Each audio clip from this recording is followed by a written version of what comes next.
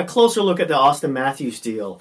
I haven't done a video in a while. My apologies. I blame it on work and the logistical nightmares that comes with sharing a computer with your spouse.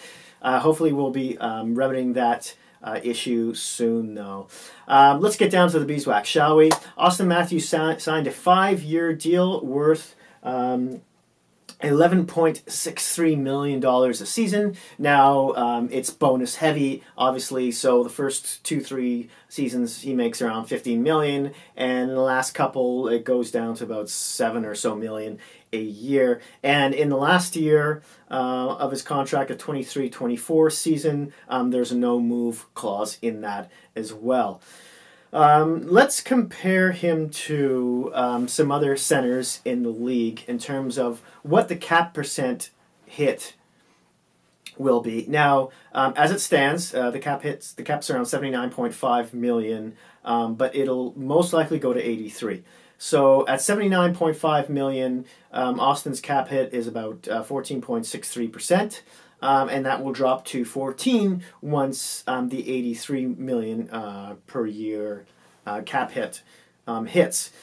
So let's talk about some other players in the league and what percentage rate of the cap hit they hit at the time of signing. Starting with McJesus here of the Edmonton Oilers. Connor McDavid in 2017 had a 16.67 percent cap hit, and that was a 8-year deal. Jonathan Toews of the Chicago Blackhawks had a 15.2% cap hit in 2014 when he signed that deal. I believe that's also for 8 years. Malkin of the Pittsburgh Penguins was a 14.8% cap. And that was signed when he was 27 years old in 2013, and that expires in the 21-22 season when he'll be 35 years old. Kopitar of the Los Angeles Kings has a 14% share of the cap hit, and that was signed in the 2016-17 season when he was 29 years old. Sidney Crosby, Sid the Kid from the Pittsburgh Penguins, he signed at a 13.5% cap hit. Probably the best deal here. And at the time, I want to say he signed for longer than 8 years. Yeah, he signed for a 12-year pact that expires in 2025. So when the percentage against the cap of his first deal, so that when he signed his first deal, it was 17.3% of the cap hit, but this one fell to 13.5 on the day it was signed and continues to fall each year. Interesting. Jack Eichel of the Buffalo Sabres, he's in when he signed that at 2015, he was at 13.3%. And then some overall numbers on Auston Matthews since the 2016-17 season per Sportsnet here. His total goals, 97, which is 6th in the league. Goals per game, 0.53, which is 2nd in the league. Even strength goals, 76. That's 2nd as well. And then multi-goal games, he's got 18, which is also 2nd in the league. How do I feel about this? As a Leaf fan, I mean, I think it's a good deal for both the Leafs and for Auston Matthews. Yeah, I wanted an 8-year contract, but I mean, you're looking at the way the market value is going these days. You're looking at 13 to 13.5, and that would have really handcuffed the Leafs, especially in the short term, the first 3-4 years, in order for them to contend. I mean, they still have to sign Mitch Marner, who may sign for as much as 10. Who knows? He may ask for as much as Matthews, but I'm hoping they can sign him closer to 8. It maybe at least under 10.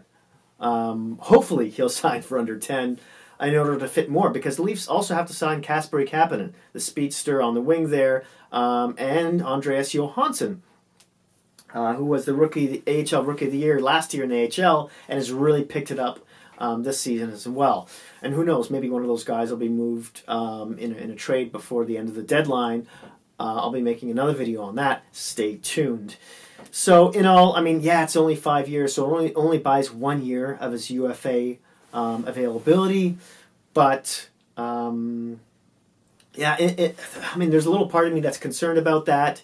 You know, all of a sudden he can walk in his prime, and we all know what happened with John Tavares, who at the age of 27, you know, left the New York Islanders to, you know, sign with his home team, and, you know, apparently took a home team discount as well, because he could have signed with New York for 8 years and probably for a bit more. And I know San Jose, it was rumored to be offering, you know, $13 million.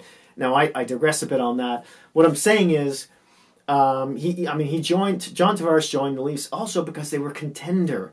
The way they looked on paper, the players he was going to be playing with. And I don't think anyone could have foreseen how well, even though they knew Trotz and Lamoriello were now New York Islanders, how well that team would have turned around. I mean, as of this video, which is February 5th, they're first in the Metro at the moment.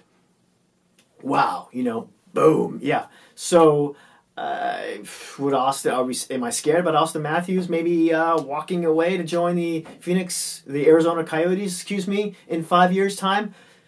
Not really. I mean, one, I'm not sure they could afford that kind of money. I mean, have you seen their cap hit? And their record since they joined the league has been, for the most part, I don't want to use the word abysmal, but this year they have taken some steps forward.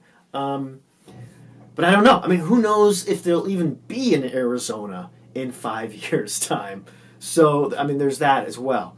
Quick insert here. According to Cap Friendly, the Leafs are now the club with the highest combined AAV allocated to their top two centers starting next season. So Matthews and Tavares combined for $22.634 million. Next up is the Edmonton Oilers with McDavid and Draisaitl with $21 million. Then there's Pittsburgh with Crosby and Malkin with $18.2 million. Then there's Los Angeles Kings with Kopitar and Carter at $15.272 million. And last person on the list here is the Anaheim Ducks with Getzlaf / Kessler at $15.125 million.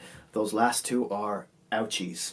But in any case, I would love to hear your thoughts and opinions about this signing, and who won? Did the GM win? Did the player win? Did the other 30 teams in the NHL win? Do you think they're going to be angry about this cap hit? Is this going to push things up? Because I mean, the one GM I'm angry at is Peter Chiarelli, and thank God he's not employed anymore. I mean, I'm sure he's a lovely man and everything, but I think he really inflated the prices of contracts with his signing of Draisaitl and Lucic. And I could probably say the same about the Anaheim Ducks when Getzlaf and Perry were signed for $2 million above market price at the time of signing.